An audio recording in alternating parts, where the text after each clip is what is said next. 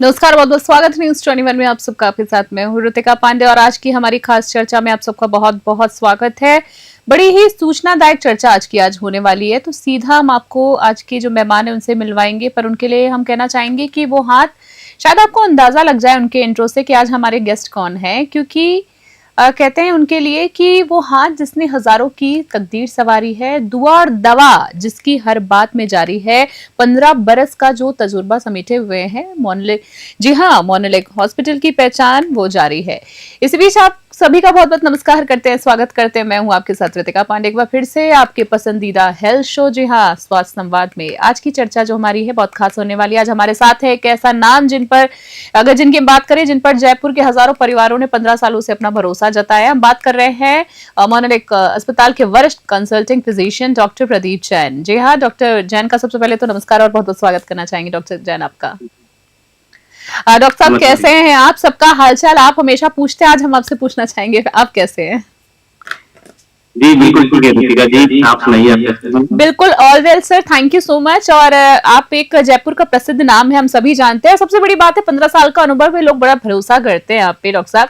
तो आज हमने सोचा कि आपसे कुछ ऐसी चर्चा करें जो आज हमारे दर्शकों के काम आए। देखिए, बात करें तो आपका 15 साल का लंबा सफर बहुत ज्यादा होता है, तो मैं आप जानना चाहूंगी कि हम आपके अनुभव से जानेंगे कि आज के दौर में एक मरीज को किस तरह की एक देखभाल की जरूरत पड़ती है। होलिस्टिक केयर की मैं बात कर रही हूँ, समग्र देखभाल की जरूरत होती है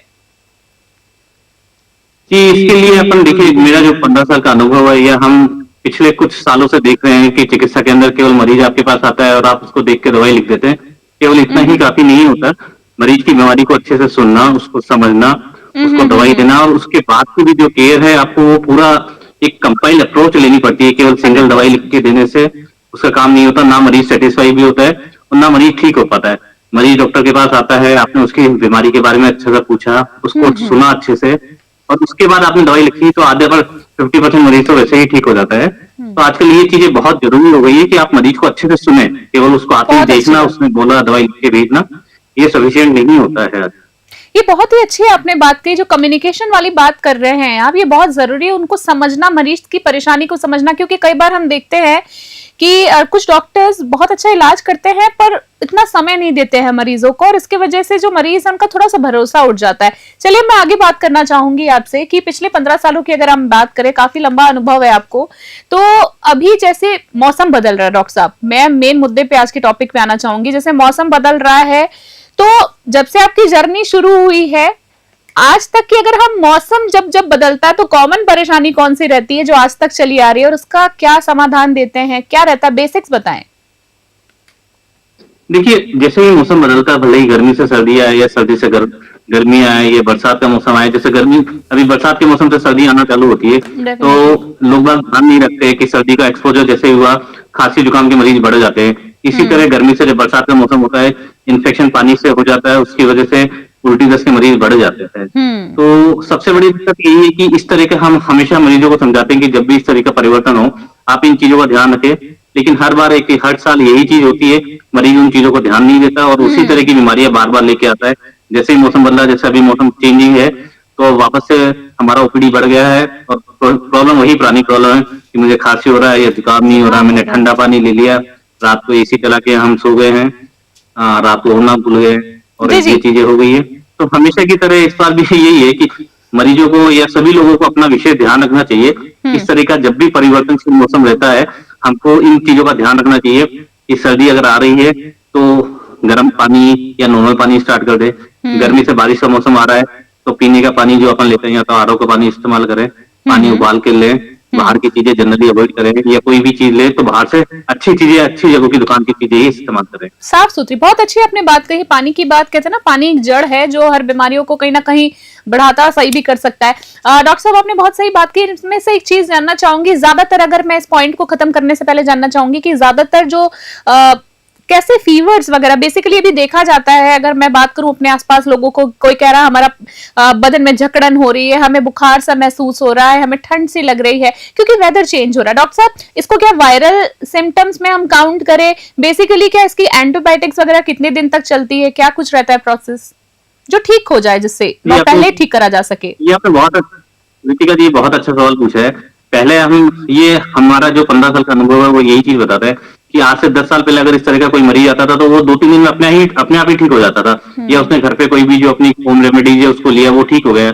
लेकिन अभी कुछ 1-2 साल से हम ये फील कर रहे हैं जैसे ही इस तरह का मरीज आता है वो 5-6 दिन तो अपने घर पे दवाई लेके या नॉर्मल आसपास पे किसी की दुकान से दवाई ले ली, लेकिन वो ठीक नहीं हो रहा है। तो बेसिकली क्या हो रहा है कि आजकल इस तरह की बीमारियां जैसे बुखार हो गया, हल्का बुखार लग रहा है या पूरे शरीर में जकड़न हो रही है, पूरा शरीर दर्द कर रहा है, वो पहले ही एंटीबायोटिक लेके आता है 5-7 दिन की, लेकिन उसके बाद भी वो ठीक नहीं हो रहा है, या उसने 3 दिन की दवाई ली उसको छोड़ दिया तो 2-3 दिन बाद वापस चीजें ठीक हो गई। तो सबसे बड़ा बदलाव ये देखने को मिल रहा है अभी कि मरीज 5-7 दिन में कभी ठीक नहीं हो रहा है, 10 से 15 दिन उसको कम से कम लग रहे हैं इन चीजों को ठीक होने में। और हमने अगर एंटीबायोटिक नहीं दिया है उसको तो 3-4 दिन बाद हमको एंटीबायोटिक देना ही पड़ता है, क्योंकि मरीज का बुखार ठीक नहीं हो पाता, 100, 102, 104 तक भी बुखार जाता है और वो बिना एंटीबायोटिक के ठीक नहीं हो पा रहा है। तो अभी ये बहुत बड़ा बदलाव हमने फील किया है कि एक तो मरीज बिना एंटीबायोटिक के ठीक नहीं हो पा रहा है, दूसरा एक लंबा टाइम पीरियड लग रहा है, छोटे टाइम पीरियड 3 से 5 दिन में वो कभी ठीक नहीं हो पा रहा है, 10 से 15 दिन सभी को लग रहा है, और उसके बाद भी इतनी ज्यादा वीकनेस उसको रह जाती है डेफिनेटली। अगर उसने अपना इंटेक का अच्छा ध्यान नहीं रखा है।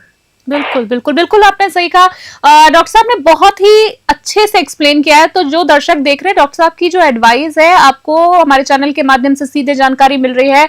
हम बात कर रहे हैं डॉक्टर प्रदीप जैन, जो कि परामर्श चिकित्सक हैं, जी हाँ, मनोलय अस्पताल के।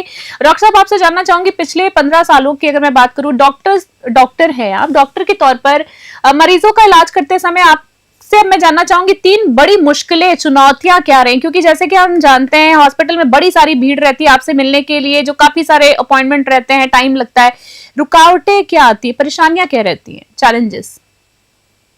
देखिए, सबसे बड़ी बीमारी तो यही है कि कोई भी मरीज आया, उसको देखा हमने, समझा और उसको दवाई लिख दी, 2 दिन बाद वापस उसी मरीज का फोन आता है, वो दोबारा दिखाना आता है कि सर आपने दवाई तो दी है लेकिन मुझे तो अभी वही सेम चीज बनी हुई है। तो उस मरीज को ये समझाना कि आपको दवाई इसके लिए लेनी पड़ेगी और 4-5 दिन लेनी पड़ेगी और कंटिन्यूअस लेनी पड़ेगी, तो ये बड़ा मुश्किल काम हो जाता है कि मरीज को आप किसी को बोले कि आप नहीं 2 दिन 3 दिन में ठीक नहीं होंगे, 5 से 7 दिन में लेंगे। दूसरा, मरीज आता है वो बोलता है कि डॉक्टर साहब आप तो बोल रहे हैं कि ये वायरल इन्फेक्शन हो रहा है, फिर आपने एंटीबायोटिक क्यों दी है? तो उसको ये समझाना कि भाई एंटीबायोटिक वायरल के लिए नहीं है, आपको सुपर एडेड बैक्टीरियल इन्फेक्शन हो जाएगा, तो उसी को प्रिवेंट करने के लिए है। वायरल अगर अच्छा इंटेक रखें तो वो ठीक हो रहेगा। तीसरा, उसको डाइट से रिलेटेड जो चीजें समझाना होता है कि हम मरीज को बोलते हैं भाई इसके अंदर खाने पीने का किसी तरह का रेस्ट्रिक्शन नहीं है, आप ठंडी चीजें अवॉइड करिए और टोटल लिक्विड इंटेक या फ्रूट्स इंटेक ये अच्छा रखिए आप।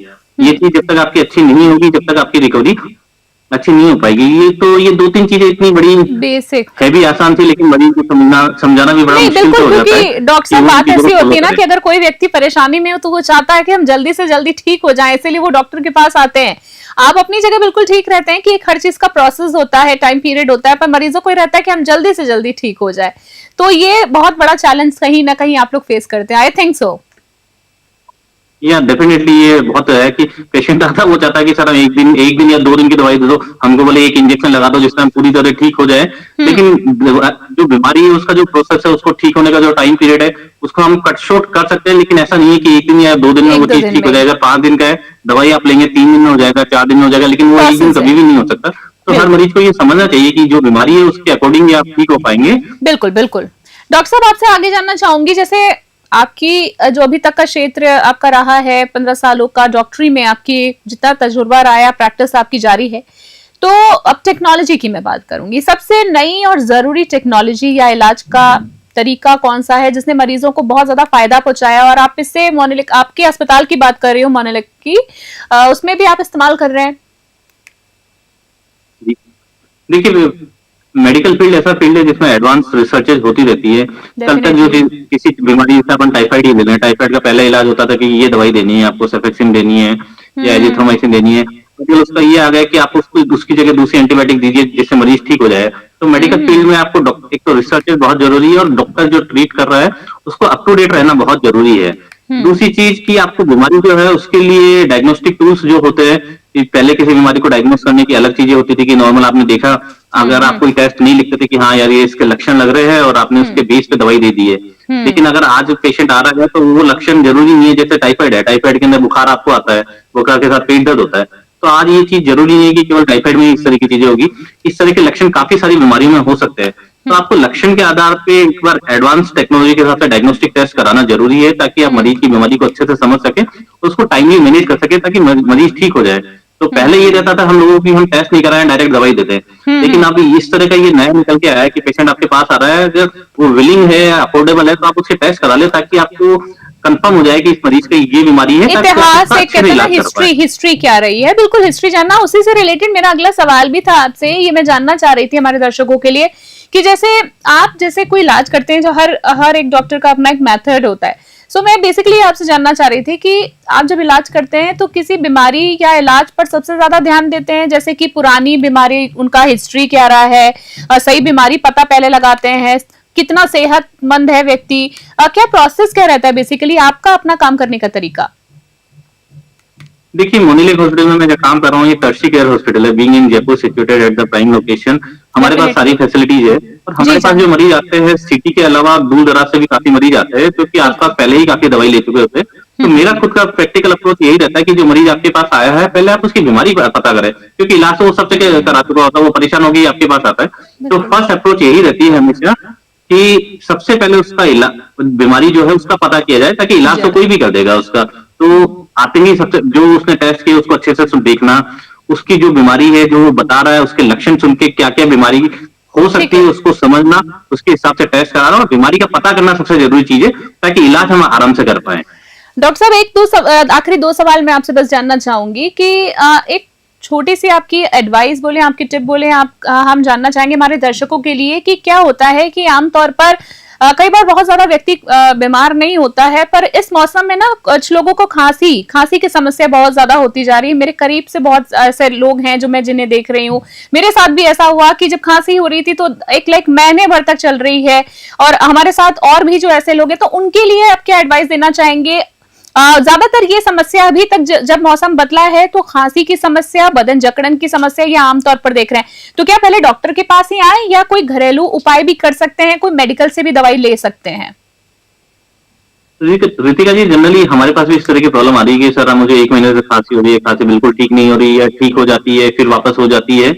तो मेरा तो यही मानना है कि अगर इस तरह की कोई चीजें आ रही है, 2-3 दिन आप अपने घरेलू उपचार करके देख लें। अगर उससे वो चीजें ठीक नहीं हो रही तो पहले दिखा दे, क्योंकि किसी भी चीज को बढ़ा के ठीक करना गलत होगा, क्योंकि अगर वो बीमारी अगर बढ़ गई तो उसको सही होने में उतना ज्यादा टाइम लगेगा। 2-3 दिन की खांसी अगर ठीक नहीं हो रही है, आपने दवाइयां ले ली है, तो मेरी प्रैक्टिकल अप्रोच यही रहेगी कि आप आसपास जितने भी अपने जो अच्छा फिजिशियन है या कोई भी हॉस्पिटल है वहां एक दिखा दे, ताकि वो खांसी किसी बड़ी बीमारी की वजह से तो नहीं हो रही है, वो रूल आउट हो जाए। अगर ये बदलते मौसम की वजह से ही है, तो आजकल मैंने आपको बताया कि सबसे बड़ी चैलेंजिंग प्रॉब्लम यही आ रही है कि 10-15 दिन लग रहे हैं, तो वो ठीक हो जाएगी।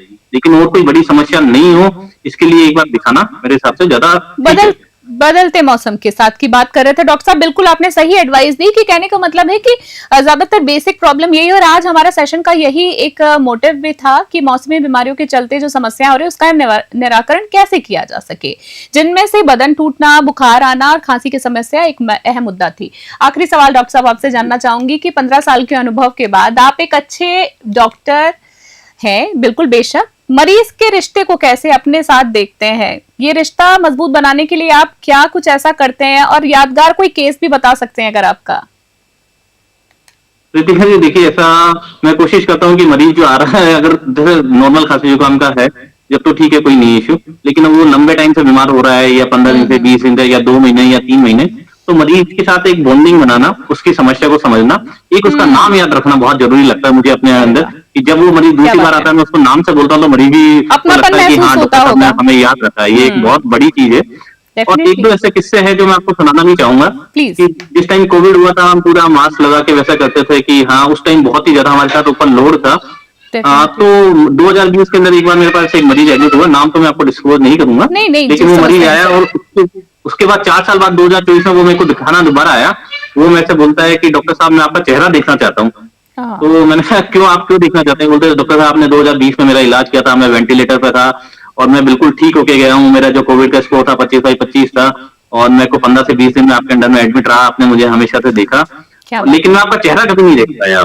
तो आज मैं चाहता हूँ कि एक बार आप मास्क हटा के मुझे अपना चेहरा दिखाएं, ताकि मैं जान पाऊँ कि मेरी जान जिसने बचाई है वो एक्चुअली है कौन। तो मतलब जब हम ये सुनते हैं तो हमको भी अंदर से ऐसा लगता है कि हाँ मेडिकल फील्ड में होके हमने कुछ ऐसा किया है जो दूसरे किसी के लिए बहुत जरूरी था, उसके बहुत काम आया। किसी की जान बचाना अपने आप में एक बहुत बड़ी फीलिंग है।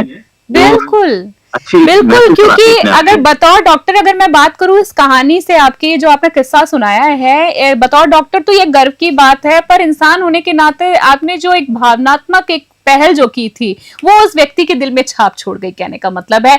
डॉक्टर साहब, आपसे जितनी भी बात हुई है काफी सूचनात्मक मैं कहूंगी बातचीत, और हमारे आज के चर्चा का जो मुद्दा था, जो हमारा आज मुद्दा था, जो हम चर्चा का हम चाहते थे ये चर्चा जनता तक पहुंचे, उसको आपने बखूबी निभाया भी। आपको बहुत बहुत धन्यवाद देना चाहेंगे डॉक्टर साहब, प्रदीप जैन जी। और हम फिर किसी चर्चा में आपके साथ जल्दी मिलेंगे। बहुत बहुत धन्यवाद अपना बहुमूल्य समय देने के लिए, आपके लिए बहुत बहुत शुभकामनाएं। तो आज हमारे साथ थे डॉक्टर साहब, जी हाँ, प्रदीप जैन।